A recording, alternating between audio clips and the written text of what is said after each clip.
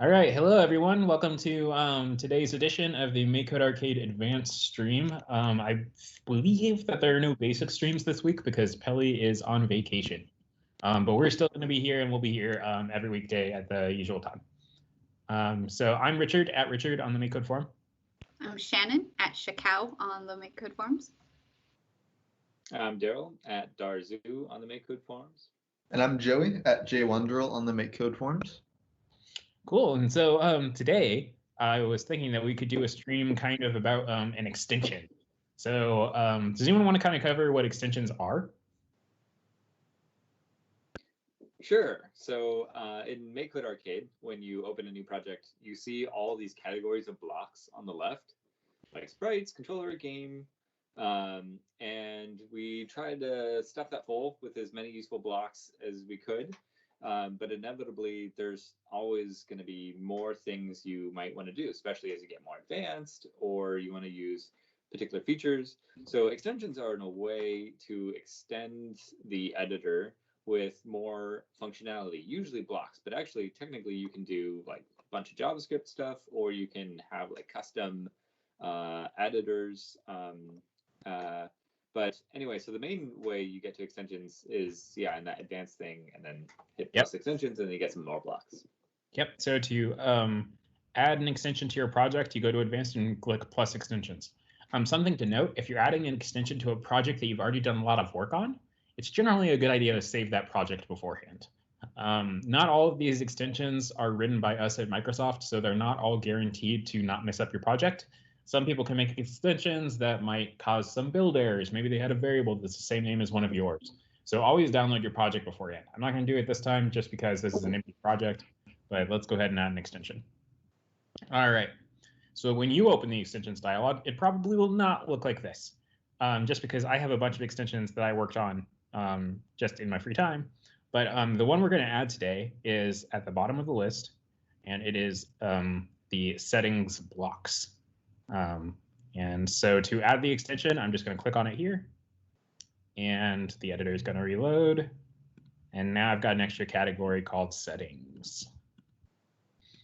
OK, so what is the settings category used for? Well, sometimes in games you want to save something. And if the player leaves the game and then comes back, you want that save state to be saved. Yes. So can we think of some games like that use that kind of like functionality? The first one that comes to mind is Final Fantasy, like a bunch of RPGs. Mm-hmm. So generally they're really long, like many hours. So you don't do it in one sitting. You keep going, then you save your progress, and then you come back on a later date. Pokemon? Yeah, yep. Animal Crossing. Basically, any game that's longer than like an hour, right? You just want to be able to save. Sure. Yeah. Joey, what happens in Animal Crossing if you don't save? Well, you don't pay off your loan, and you just come back and you have new villagers who don't know you, and it's really sad. No, Rossetti yells at you. Oh, is the well, answer. not the newest one. What? They got rid of Rossetti? Oh, it autosaves in the new one. Yeah, it autosaves. Yeah. Okay. So basically, this is going to let us save things, and then when we restart this simulator, whatever we save will still be there. So before we get started with our game, I'm just going to give a quick example of how this works. So first thing I'm going to do is I'm going to set a setting, and this setting is just going to be a number. And every setting has a name, and so I'm just going to name this one count. And I'm setting that count to 0. Now I'm going to just create a sprite because I want to print the count out on the screen. Just like this.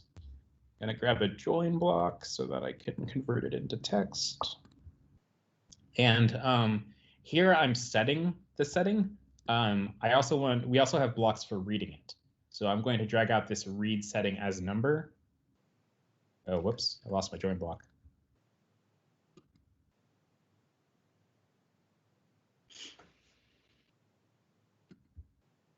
Yeah, so the problem here is sprites can't say numbers, right? They can only say strings.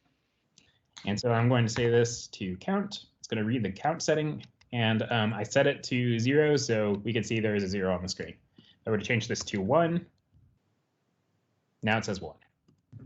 So that's kind of neat, kind of useless. Let's change it so that it goes up every single time we restart the game. This will prove that it's kind of saving the state. So to do that, I'm going to take this setting count to number. I'm going to drag out a math block. Going to take our read. Actually, I'll duplicate that because we still want to print it out. And I'm going to add 1.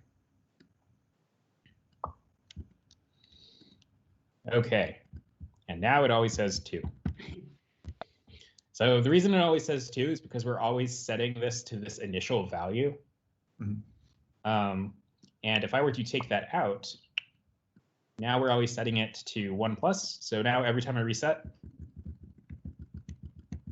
the number's going up.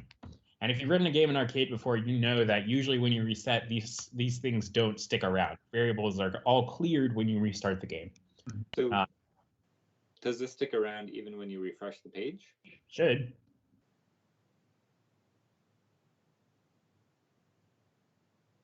Ta-da. So it's actually based off the name of the project.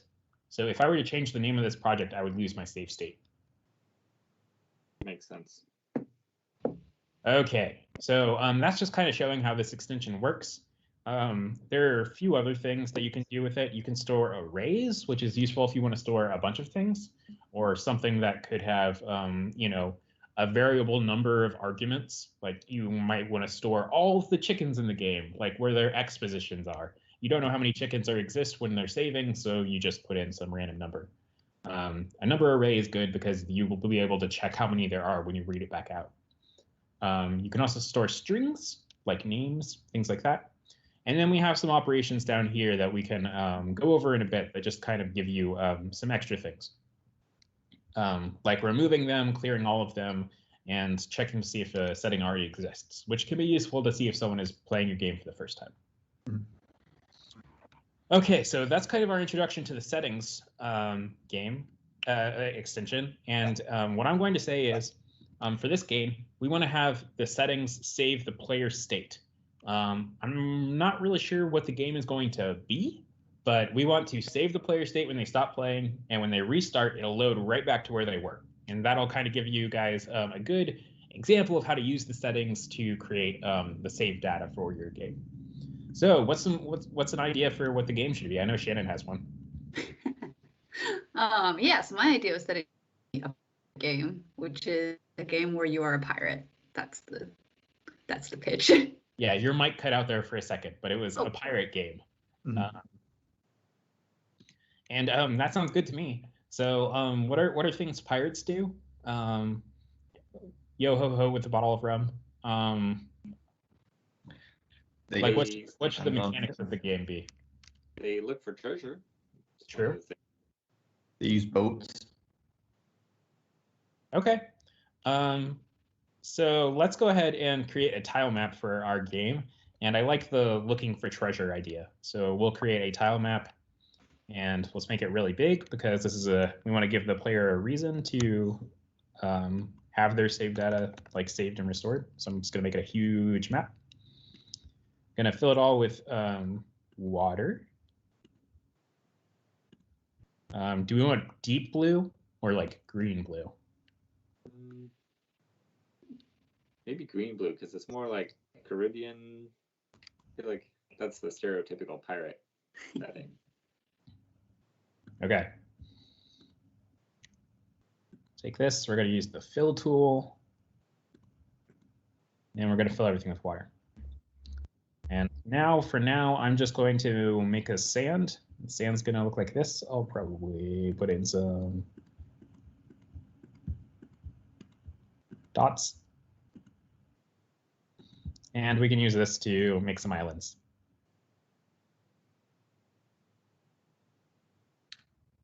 Get the pencil tool. There's an island up there. This one's going to have a lagoon. Oh.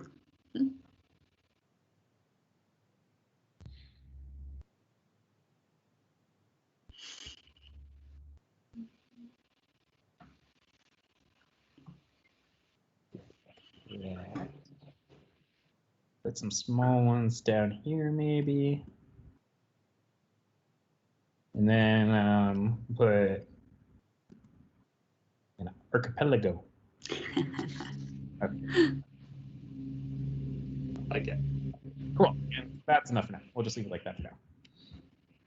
Okay, got our tile map, got some islands, got some water. Let's go ahead and create the player sprite. So I'm going to rename this variable to the usual, the player. And we're going to set it to a sprite that is what? A boat?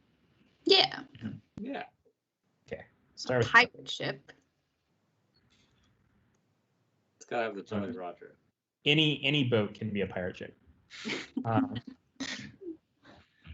feel like there is a semantic difference between a boat and a ship, though, right? Like a ship is a specific thing.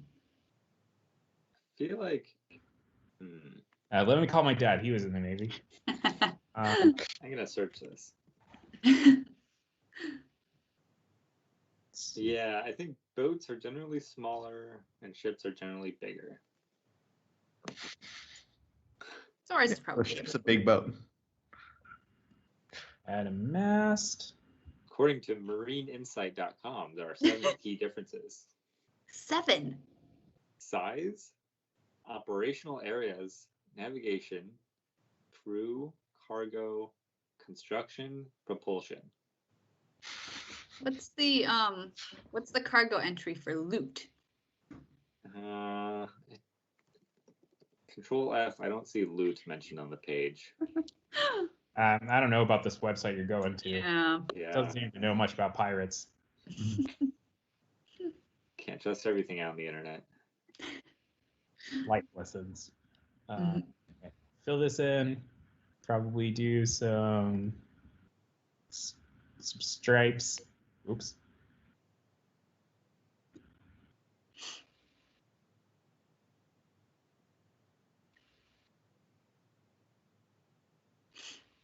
And do this one where it meets the water is going to be white. Ooh, yeah. And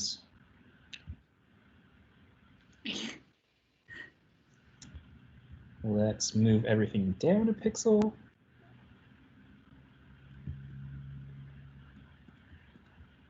And let's move the mask so it's not weirdly lopsided.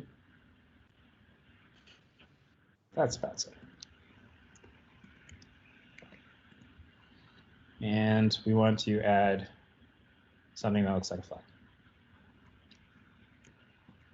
Something that looks like a skull. I don't have enough pixels. I think it's great. And we'll put a crow's nest. Sometimes the mast is black and the Jolly Roger is just painted on that. Maybe The that's just in mast? fiction. Or the sail. Oh, I see what you mean. Yeah. All right. Well, it's not amazing, but you can tell it's a ship. Love it. Yeah. Actually, I'm going to make it like 1 pixel shorter just because it looks a little like tall right now. That means I could do this.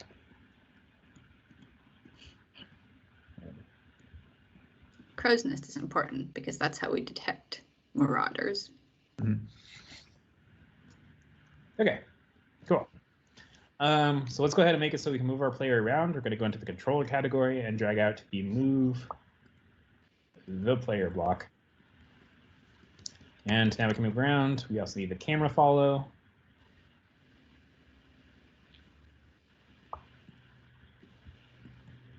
And there we go. And we can go on land. All right. So I think the first thing we want to do is let's get right into the saving stuff. So I'm going to go ahead and create a function for this. And it's going to be called save game.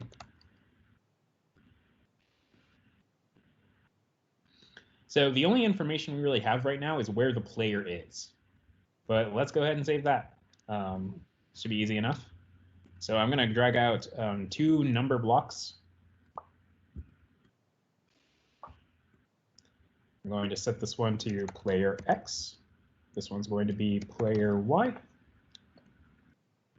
And we will set them to the X of the player.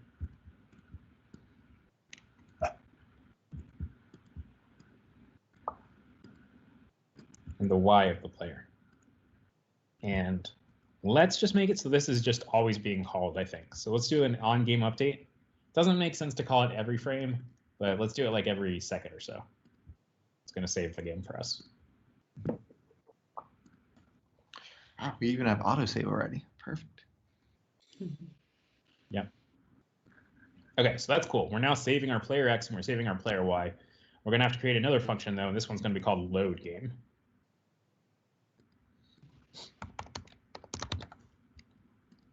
And this is going to be called when we start up the game. And we're just going to make it so these two functions are symmetric. So everything that gets saved in save game is also going to be referenced in load game. And we're going to try and restore everything to the way it was. So I'm going to go ahead and call this function, drag it out, and I'm going to put it below where we create the player so that the player will exist at this point. All right. Now let's drag out a set position block. And we're going to take this. We're going to read the player X. Duplicate that.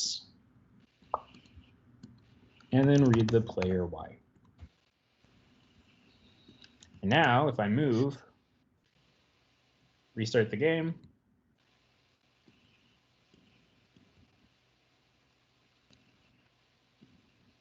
yeah, so it's working. The reason I was moving a position before was because we're only doing it every 1 second. So there might be a little bit of state loss, but I mean, it's a second. It's all right, cool. So this is our basics of our how we're going to do this for all of the different saving and loading that we're going to keep track of during the game. So let's talk a little bit about the mechanics now. So let me go ahead and create a workspace comment.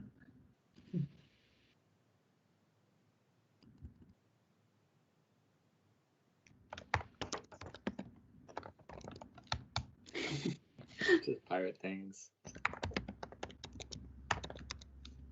So find treasure, follow maps. Yeah. Avoid krakens. Avoid krakens. Or perhaps a mythical creature that doesn't have as many things to draw. Oh, sure. Yeah.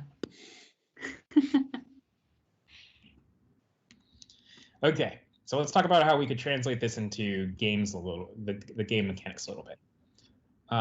So what I'm immediately thinking of is we'll just be kind of dumping the player into this ocean. They can go around and look around. Eventually, they'll find a map. And when they find a map, then something will be highlighted in their game. So it could be that we look at the map and it's got a drawing of our tile map. And maybe we change the tiles in the map so that now it like indicates a direction. An idea for the map is that just on a random water tile, or maybe several, you just spawn a message in a bottle kind of a thing.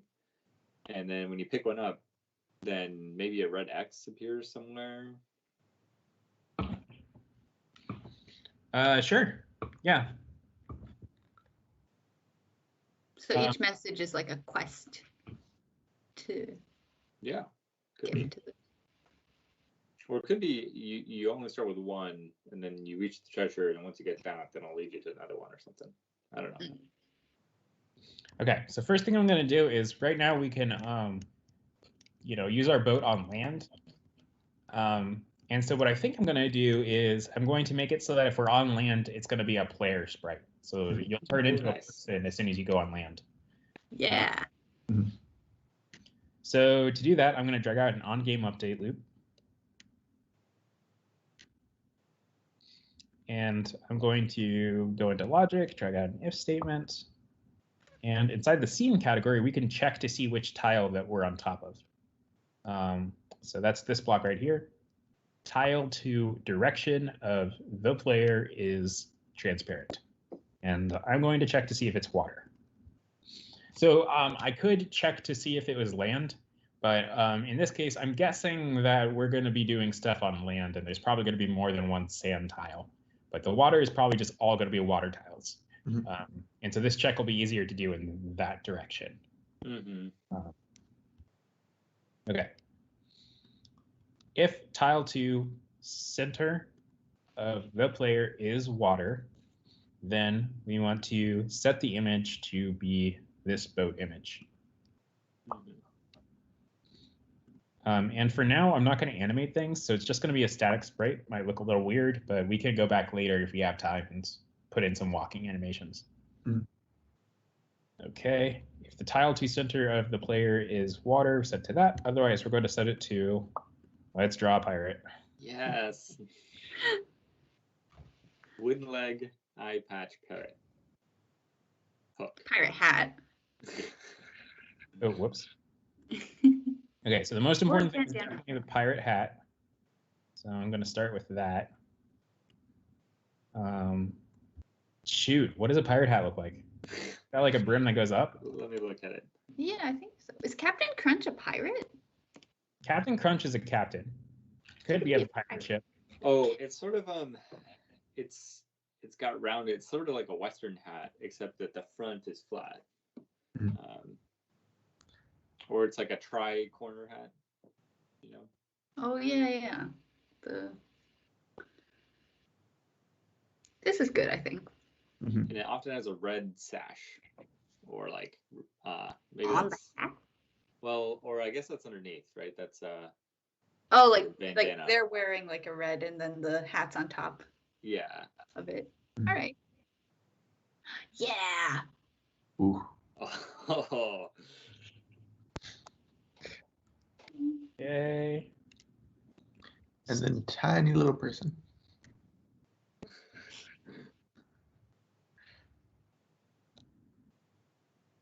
Face.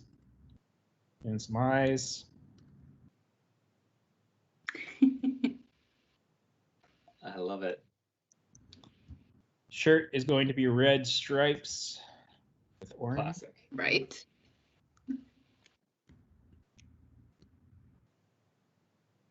Let's go ahead and some arms. This pirate is so good. Yes. And then the pants will be what color? Blue. Blue's good. Not the watercolor though. Yeah. Yeah, kind of ran out of space there with the legs. No, I love this guy. And there's hands.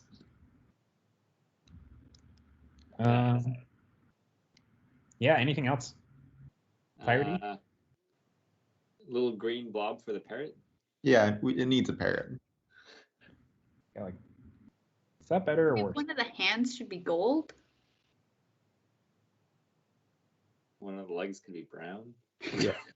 It needs a wooden leg. Okay, we'll do that. I'll change this back to orange. So that's clearly a peg leg. And we will put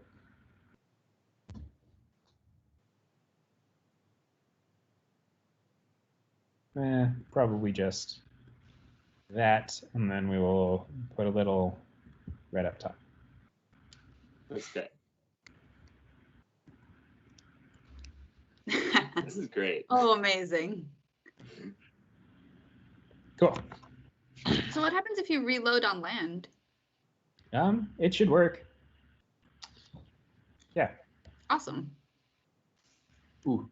We got a request to post a share link to the game so far so they can try and follow along. If you have a sec for that. Sure. One of you guys will have to post it because I don't have the Mixer stream up. Sure. Sounds good. You want to post it in the chat? Yeah, I think we'll need to be signed into the main Mixer account. I can do it because I'm. I can also do it. We'll be open chat. That in there. Yes, we are live. And one of them will handle it. All right. Okay, we got a pirate. we got our pirate ship. So let's now put some treasure in the world. So we could put it at a random location, but I want to put it as a. I want to mark it, if that makes sense. Yeah. So let's first create a. Well, this is a good question.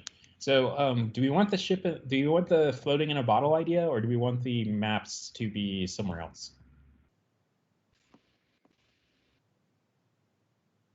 I mean, you could pick up the map through the bottle, and then maybe you interface it with some other way. Because I don't know how else you, or you could just be starting with map. Yeah. So my only worry about doing it as a bottle is that we'll have to find the bottle. Mm-hmm. A pretty big map. We could make so that it spawns near the player. Mm-hmm. But I also have some time at the end to go back and make these islands a little more interesting. Mm-hmm.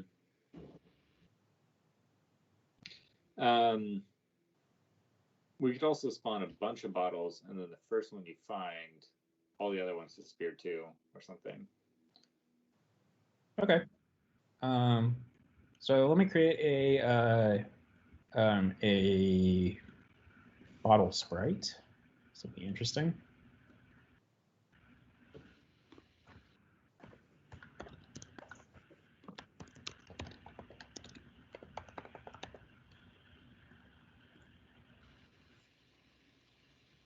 So I'm creating a new kind here, which will let us define sprite events and things for this. We don't want it to be the same kind as player, and none of the built-in kinds kind of match. So I'm going to make a kind of bottle. And I'm going to make a function, and it's going to be called create bottle. That's just so I have a place to put this code.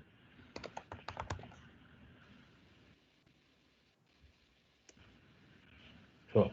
So now if I drag out this create bottle, I can set message in a bottle here, and let's draw a bottle sprite. So I think the bottle is going to be like this. It'll come in a little bit. And then it's going to have a cork. Nice. And I'm going to instead make this light blue, I think. And there's going to be some paper in here.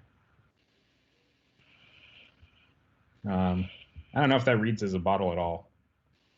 Could the paper be yellow? Might be. Yeah. Parchment colored. Yeah. Mm-hmm. Yeah. And then you could fill in the space with blue. Actually, I don't know if that makes it better. Well, for putting it in the water, you blue already, right? No, I meant this blue for like glass. Yeah, I think it's okay. Hopefully it's obvious. Probably isn't, but there you go. All right, so when we're creating a bottle, we want to put it somewhere that is near the player. So what I'm going to do is take out a place on random tile block, and my very dumb way of figuring this out is I'm going to put it on top of a random water, and I'm going to see if it's close. If it's not close, I'm just going to move it again. Sounds great. So we'll drag out a wild trio block, and I'm not going to put that in just yet because I don't want to lock my game.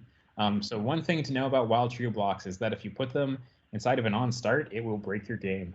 And I'll just show that off real quick. So if I do this, my game no longer plays. And the reason why is because this wild true will go on forever and it won't let any other code run. So if I drag this back out, it should go back to normal. Just be careful when you're using wild true. Make sure that you have something to end it, and don't leave this as true. We should probably change the default block to put in false. Yeah. Can we write that down? Okay. I'll write it down. All right. So we could use the distance formula that we used before, which will, it's okay. It's kind of a lot of blocks though, so I'm just going to do kind of a simpler way to check, which is I'm just going to check if the x is within a certain range and the y is within a certain range. I'm not going to calculate the actual distance. So to do that, I'm going to drag out an AND block. I'm going to drag out 2 comparison blocks to put in here. Drag out a, maybe I should just write this out and hopefully that'll make it a little clearer as I'm doing this, what my idea is. So it's going to be the absolute value of player.x minus bottle.x is less than whatever the distance we decide. So it would probably be half the screen because we might want it to appear on screen. So for that, it would probably be 80 because our screen is 160 pixels wide. And then we want to do and player.y minus bottle.y is less than 60. And so this will make sure that when the bottle appears, it is within a screen away of the where the player is. Or actually, this will be when it's on screen. We might want to make it a little more than that, but we'll just leave it like that for now. Okay, so we have a block in the math category for doing the absolute value. That's this right here, absolute of. And I'm also going to drag out a minus. And I'm going to put the player x on the left here. And we're going to put the bottle x on the right here.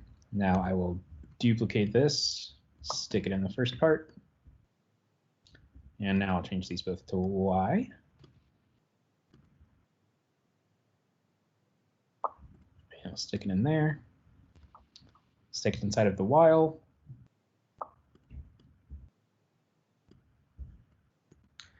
And we want to change, probably flip this condition.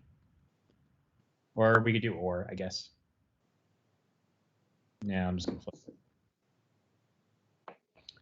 Okay, so while the player x minus message in bottle x and the player y minus message in a bottle y is greater than, what should our max distance be? Probably not always on screen, but like close. That makes sense.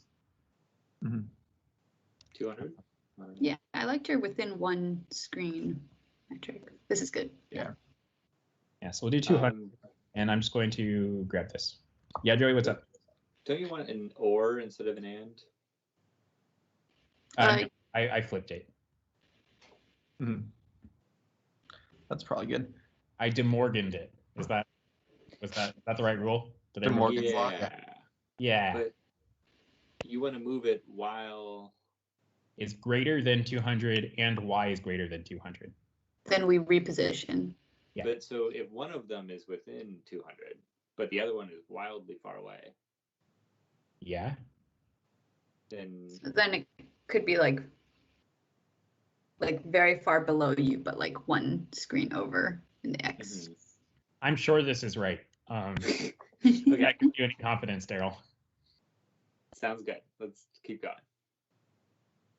Let's see. Oh, the thing I was going to mention was that it's probably fine with the 200 pixels right now, but if you made it so it's within one screen, it's probably pretty easy to lock your game for anybody who's making a similar thing at home. Because if you just went up into a place where there's no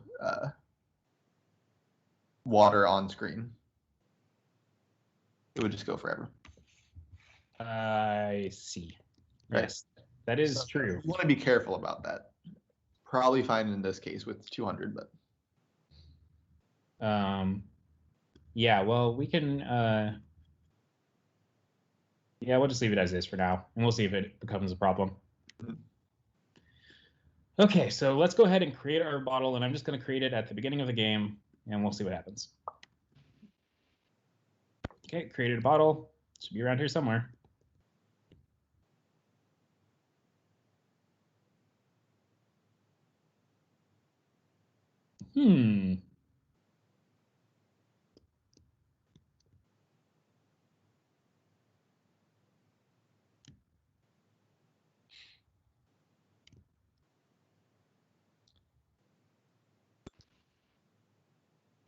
Maybe over horizontally more?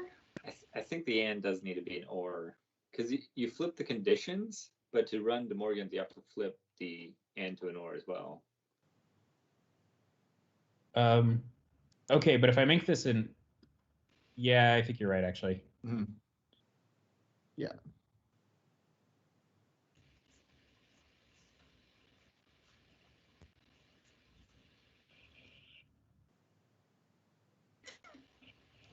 Okay, yeah, Daryl was right, everybody. It's all good. Complicated conditions. There we go. All right.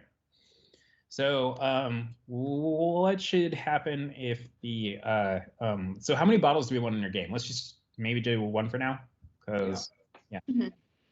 So I'm going to create another setting, and this is going to be called well, I'm going to create a variable first, and then we're going to change it into a setting, and this is going to be called found bottle. All right, and in the beginning of our game, we're going to set found bottle to false. And again, it is important that we set this before we call load game, because the load game is going to set it to whatever the saved setting is. And just okay. So if you look in the settings category, we have numbers, we have strings, we have arrays.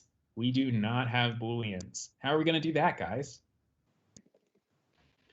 Just start with number 1, 0, 1. Yeah. Yeah. So the old way that you used to do Booleans before we had this fancy true and false business is you would have 0 meaning false and anything other than 0 being true. So we're going to use that trick here. And what I'm going to do is create a logic block. We're going to check our variable. So found bottle. This is in the save game function. And I'm going to create another setting. We're going to call this one found bottle. And if found bottle is true, we're going to set it to 1. If it is false, we're going to set it to 0. Now, inside this load game, we need to pull this back out. And to do that, we're going to read the setting as a number.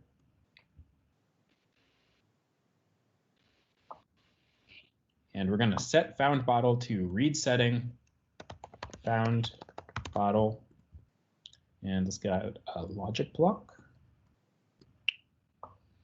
And so if it's 0, it's false. If it is 1, it's true. So we're going to say if read setting found bottle as number equals 1, then found bottle must be true. All right. And so the last thing we want to do is actually use this variable. And if we have already found the bottle, we don't want to create one. So I'm going to put this inside of an if statement. Gonna drag out a not. And I'm going to put found bottle in there. Oh, whoops.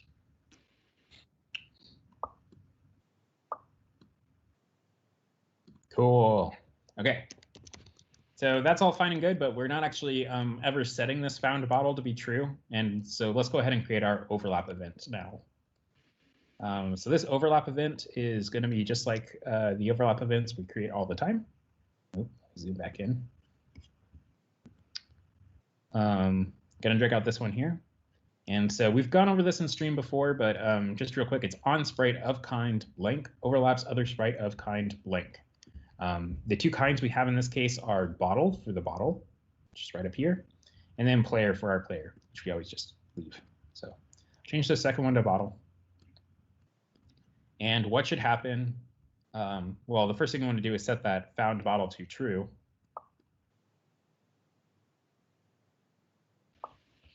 But what else should happen? Well, we should get a map or something somehow, maybe. Probably destroy the other bottle, or the bottle. Yeah, so that's a good idea. Let's destroy it first. And what does getting a map look like, Daryl? This is a good question. I've been asking myself this.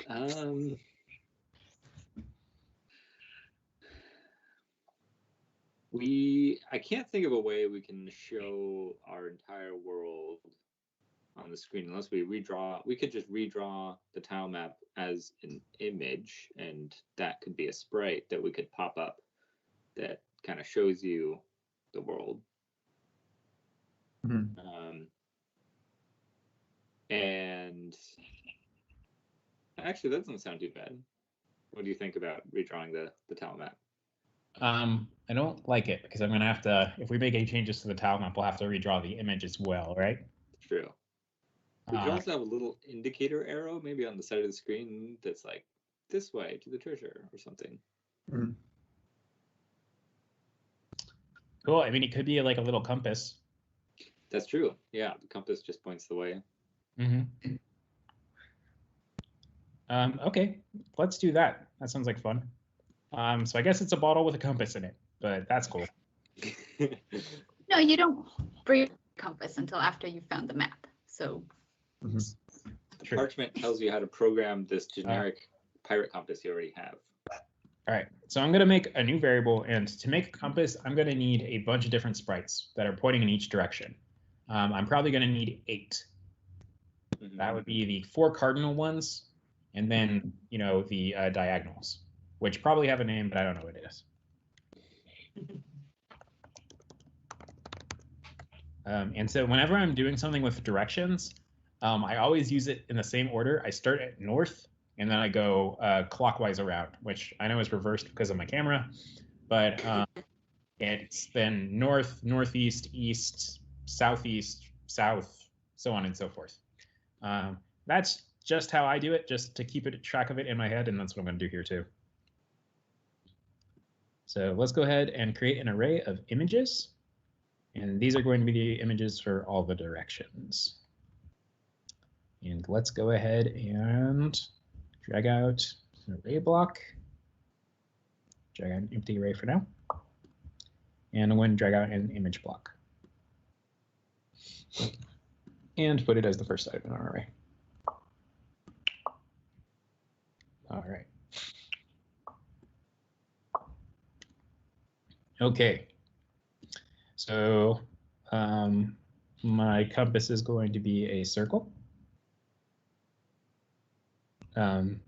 Personally, I'm not a fan of square compasses. Going to have a center, and let's fill it in with white. And let's mark the directions now.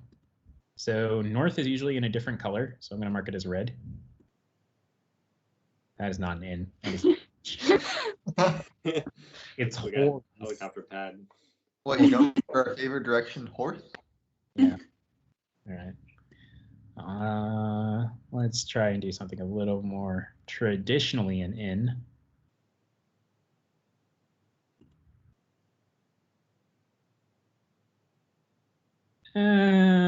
Sure. you could also just do like a little arrow in red and assume that. Right. That's true. But let me do the other directions first. So I can definitely do an S. That's easy. S's are so tall.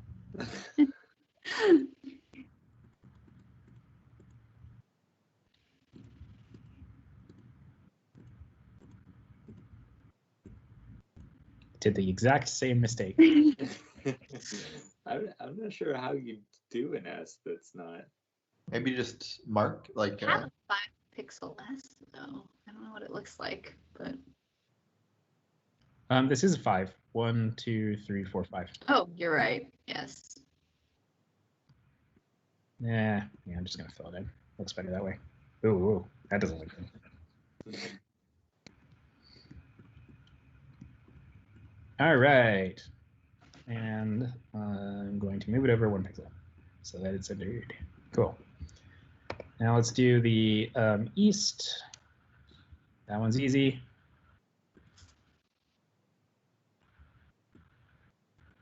And west is making me rethink this whole idea of drawing all of the letters. Okay, there's no way I'm going to get a W, so let's do Shannon's idea of just putting some like tick marks, and we'll make them the top one red. So Great. That. Make the other ones. And I'm actually going to make these a little more subtle because I'm going to make the hand on the compass black, I think. And then I'm also going to mark the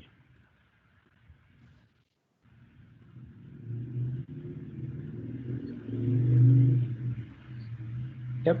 And for some reason, I feel like they should actually be blue. Okay, I like it. I don't know why, but it feels right. Feels very Marin. Looks good. Yeah.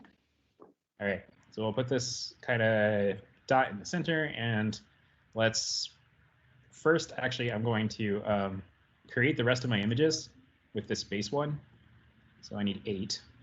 1, 2, 3, 4, 5, 6, 7, 8. And then I'll go and do all the directions, which should be pretty quick because I'm just going to be drawing some lines. Yeah.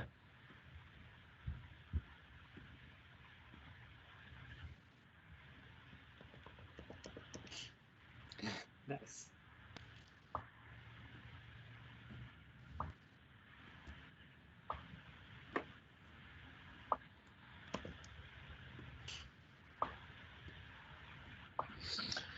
All right, starting with north. Doing that. And I'm not even going to draw a little arrow. Yeah, I think it's obvious enough. That's east. Next, we're doing east. Did I leave the yellow dot in the center of the other ones? No, I'm going to put it back.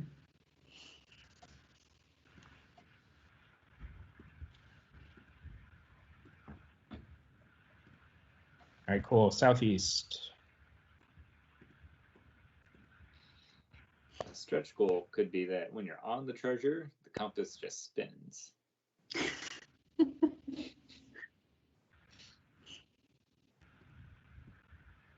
feel like it could like have an effect. Like maybe the compass is, I don't know, emitting smiley faces.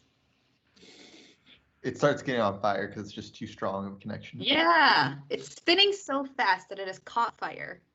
And so. All right. So we have created this. Now we need to make our treasure. And for the treasure, it's just going to be a red X. So when we get the bottle, I'm going to make another function just to make this easier, because I'm going to have to call this in 2 places. And this function is going to be called create treasure.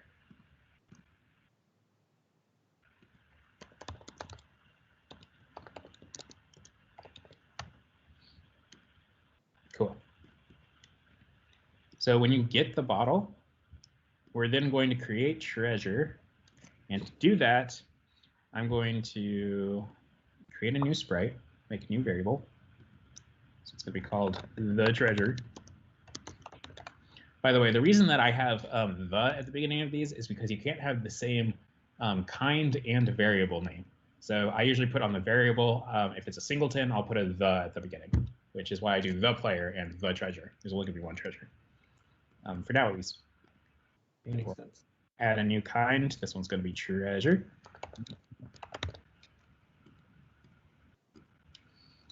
And, oh, right. I'm just going to do a red X. So let's go ahead and erase this guy.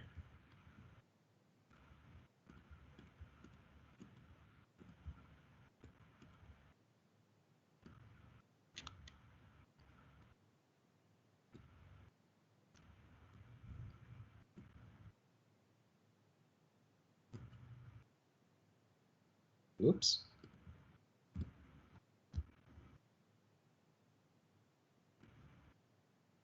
I wonder where the red X started. Is it just convention in Pirate Days to mark your maps with the red ink?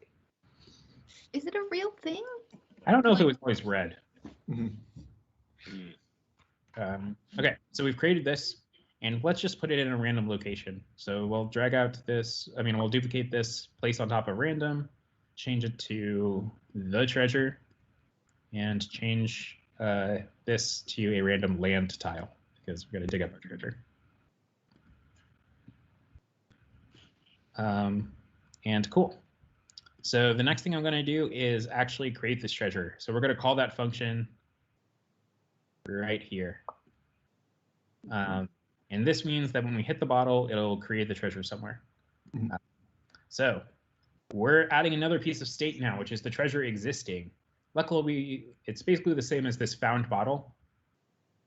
But when we're loading the game, we now need to check our found bottle so that we can spawn the treasure if it hasn't been spawned already. And you know what, actually? We probably need to keep track of the treasure's position too. Yep. Kind of weird. Yep. Okay. So if found bottle, that means the treasure exists. So we're going to do another location that we're going to save. This is going to be the treasure X and the treasure Y. And I'm going to change this to treasure X, treasure Y. And I'm getting a bug right now because, like I said, we need to make sure that before we save the game for the first time, we load the game so that the treasure actually exists.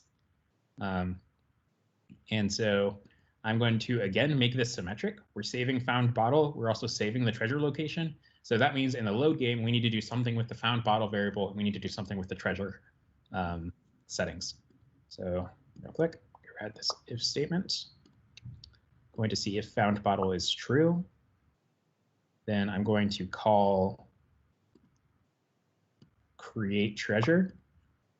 And just like with the set position, I'm going to do the same thing, but I'm going to do it with the treasure variable. Change this to treasure X and treasure Y. Okay. Now, weird things happened while I was doing this because my code was kind of in an in-between state, and so it moved the treasure to a location where it should never have been. So to make this debugging a little easier, what I'm going to do real quick is make it that I'm going to create a way to reset all of our settings. So I'm going to create another function. This one's going to be called clear save.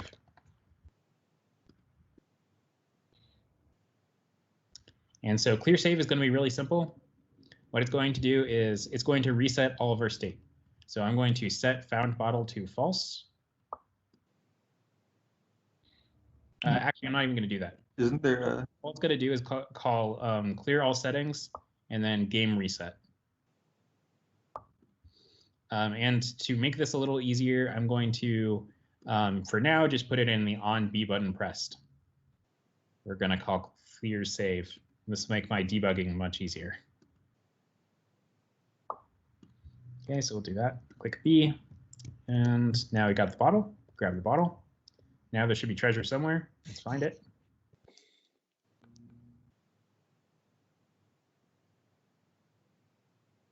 We don't even want the...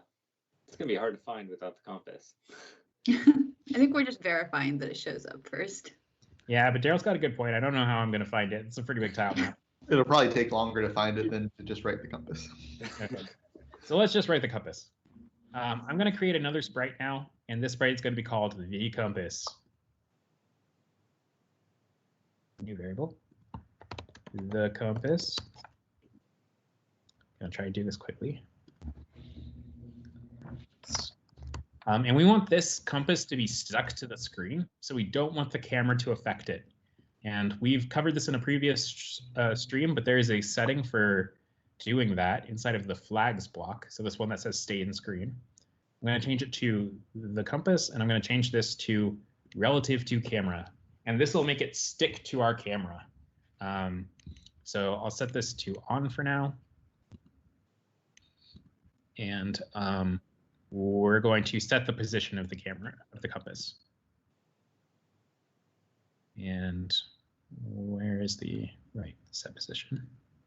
And the bottom of the screen, like bottom right, does that sound good? Mm-hmm. Sure. So I'm going to set it to, I'm just going to hard code this for now. The height 120 minus like 10, so 110, and then 150. All right, and I'm not going to set the image for now. And the reason I'm doing that is because we don't want the compass to appear until you've got the map. So we've got this function, which is always called when the treasure is created. So just like before, we can also, inside of this create treasure, we can go into the sprite, and we're going to set the compass's image. Oh, no. Whoa. What does that sound? Oh.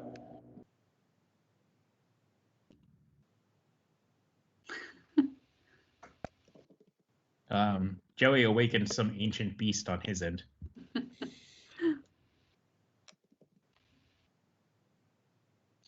All right. So for now, I'm just going to set it to an image so that we know that it exists. I'm going to change this to compass images. And now I should be able to, let me reset the game. Should get the bottle. And my thing did not appear. What did I do wrong? Oh, I set the treasure image. The compass. There we go. There's a compass. All right, now let's actually do the trigonometry part. And you know what? I think we should actually do this tomorrow because we're kind of out of time. So are you guys cool with picking this game back up tomorrow? I think it's pretty close to me. Yeah, sounds great. All right. So again, the thing that we're kind of covering this time and something that you can check out with your own games is this settings extension. So once again, to add this, go to the extensions, go down to the bottom, and you'll see the settings block. It's got the save icon as its picture. When you add that, it'll give you these blocks for saving and restoring. And just like always, we'll post this game in the forum so that you can check it out. We've got 3 minutes left, so let's come up with a name for this temporary game.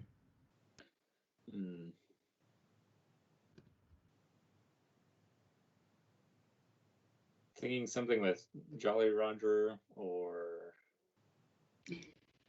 something with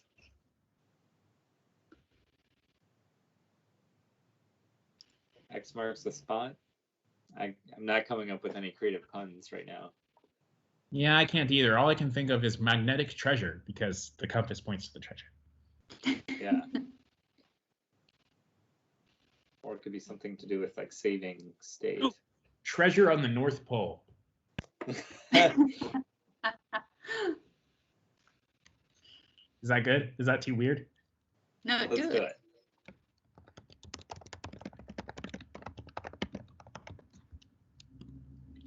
All right, cool. Well, thanks for tuning in, everybody. We'll be picking this game back up tomorrow at 1:00 p.m. again. Daryl should be running the stream that time. Once again, I'm at Richard on the forum and Richard in real life too. I'm Shannon. I'm at Shakao on the forums. And I'm Daryl at Darzu on the forums. I'm Joey at JWonderl on the forums. And thanks. Hope to see you all again tomorrow.